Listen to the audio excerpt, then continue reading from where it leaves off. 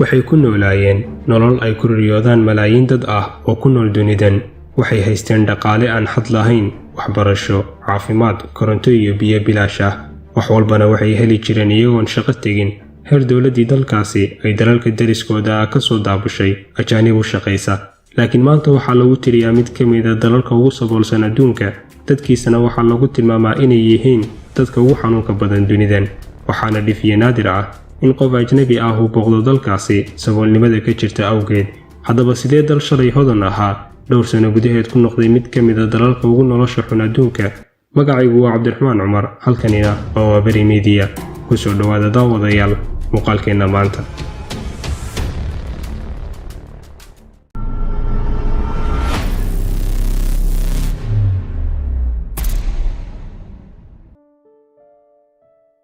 jasiiradda Nauru waxay dhacdaa badweynta Pacifiga iyadoo waqooyi galbeed ka xigta dalka Australia.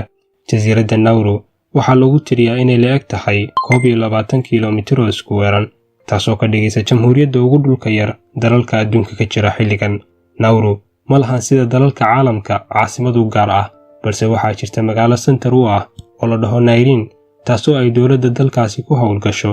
qarnigii 19aad waxaa soo gaaray jasiiraddan damicii reer galbeedka ee ay xilligaasi ku baadigoobayeen dalal ay gumaystaan, iyadoo uu gumaystay dalka Jarmalku ka hor intaan dagaalkii koowaad ee adduunka aysan la wareegin gacan ku haynteeda dalalka Ingiriiska, New Zealand iyo Australia oo ay deris yihiin.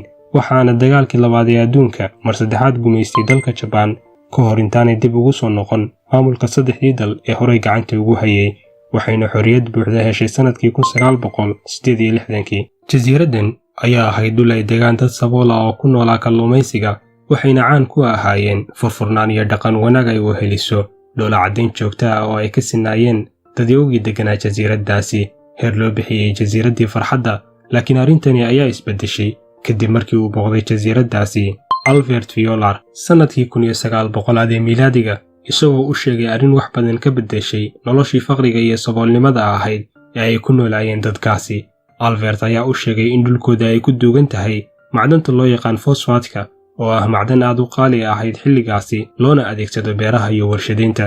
laakiin sida caadada ahayd xilligaasi, gumaystihii Ingiriisku uma ogolaan inay ka faa'iidaystaan, isagoo daabulan jiray macdantan ka hor intaanay iska qaadin heeryadii gumaystaha, xorriyaddana aysan qaadan 1968. xilligaasi oo ay bilaabeen inay ka faa'iidaystaan macdantan cusub ee ay ka heleen dhulkooda.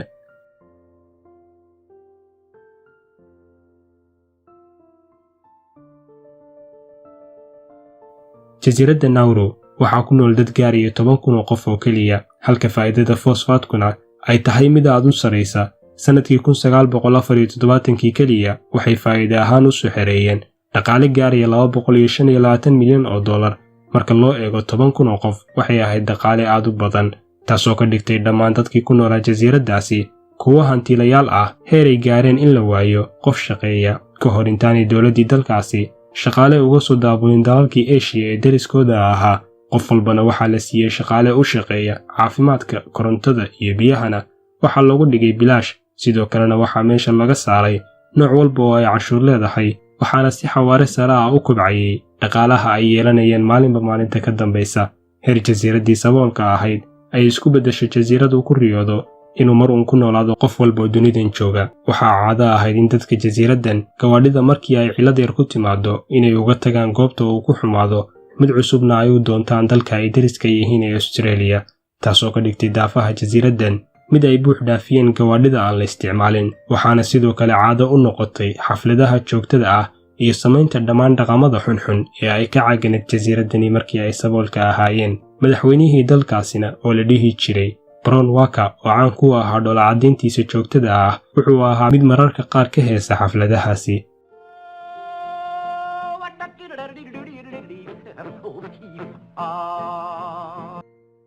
20 sano ayay ku noolaayeen dadkii jasiiraddaasi hodontinimo aan dhammaad lahayn, iyagoo ilowsan in godka fosfaatku uusan ahayn mid waara, maalinba maalinta ka dambaysana uu noqonayo mid dhammaada. waana tan dhacday.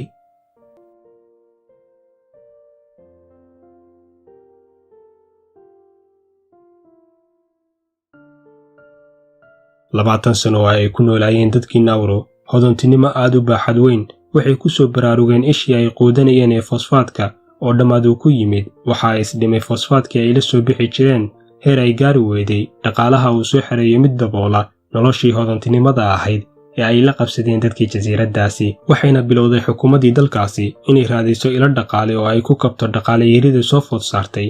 Waxayna martay waddo walba oo ay lacag ku heli karaysay, sida inay ka iibiso baasaboorkeeda maafiyada adduunka si ay ugu sahlanaato lacagta ay soo dhacaan inay soo geliyaan dalkeeda, sida dhacday sannadkii 1998 xilligaasi oo ay shaacisay dowladda Ruushku in maafiyada dalkaasi $70 bilyan ay la gashay jasiiraddaasi. Marka laga yimaado dhaqaale yarida soo wajahday dadkaasi, haddana waxay ku warheleen iyagoo lugaha kula jira dhibaato ka weyntii hore. waxaa hoos u dhac ballaaran uu ku yimid caafimaadkii dadka jasiiraddaasi, miisaankooda oo si xad dhaaf ah u kordhay awgeed.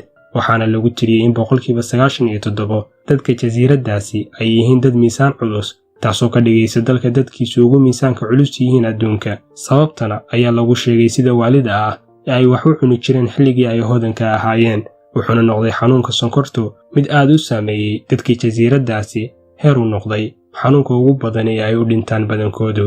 shaqola'aanta jasiiraddan ayaa gaartay 90% kadib markii ay xirantay shirkaddii keliya ee ka jirtay dalkaasi. goobihii ganacsina waxay isku beddeleen goobo maran oo laga guuray, taasoo ka dhigtay intii yareed ee ku hartay jasiiraddani kuwo dib ugu noqda shaqadii kalluumaysiga oo odayaashood ka shaqayn jireen. noloshii asaasiga ahayd ee dalkaasina waxay noqotay mid aad u liidata. korontadii bilaashka ahayd waxay isku beddeshay mid joogta saacado kooban kadibna tagta si loo dhowro shidaalka, halka biyihiina sannadba sannadka ka dambaysa ay noqdeen kuwo sii yaraanaya. dalka Nauru, Ilaahay wuxuu u hibeeyey hibo aysan helin dalal badan oo la mid ah. jasiirad dhacda goob aad u qurxoon, dhaqaale badan iyo nolol aysan ku riyoon jirin, laakiin marnaba maankooda kuma soo dhicin inaysan jirin nimco waarta, noloshuna ay tahay maalinka labadiisa gelin. waana tan ay maanta ka qoomameynayaan in badan oo ka mid a dadkaasi.